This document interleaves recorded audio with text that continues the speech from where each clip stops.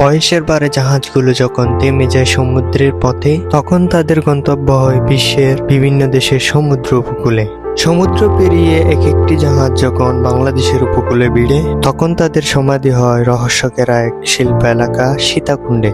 বাংলাদেশের চট্টগ্রাম জেলায় অবস্থিত বিশ্বের দ্বিতীয় বৃহত্তম শিপ ব্রেকিং শিল্প এটি, যেখানে বিশাল বিশাল জাহাজকে কেটে টুকরো করা হয় হাজারো শ্রমিকের মাধ্যমে। একদিকে কোটি টাকার ব্যবসা, অন্যদিকে হাজার হাজার শ্রমিকের আয় রোজগারের পথ এটি।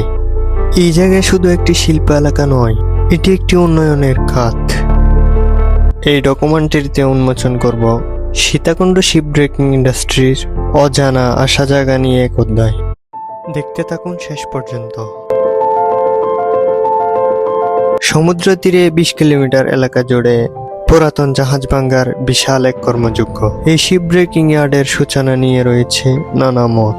কারো মতে দ্বিতীয় বিশ্বযুদ্ধের সময়ে চট্টগ্রাম বন্দরের আশেপাশে বেশ কিছু জাহাজ পড়েছিল। সে সময় থেকে চট্টগ্রামের সীতাকুণ্ডে জাহাজ ভাঙ্গার সূত্রপাত। অনেকে আবার মনে করেন 1960 সালে পলায়নকারী ঘূর্ণিঝড়ে ব্রিক জাহাজ এমডি আলপিনো আটকা পড়ে চট্টগ্রামের সীতাকুণ্ড সমুদ্র উপকূলের ফুজদারহাট এলাকায়। দীর্ঘ কয়েক বছর আটকে থাকার পর 1965 সালে চট্টগ্রাম স্টিল মিলের কর্মীরা এটি ভাঙ্গা শুরু করেন। পরবর্তীতে তা বিক্রি করে। আর এভাবে মূলত চট্টগ্রামে জাহাজ ভাঙ্গা শিল্প শুরু হয়। ভিডিওটি ভালো লাগলে কমেন্ট করতে ভুলবেন না।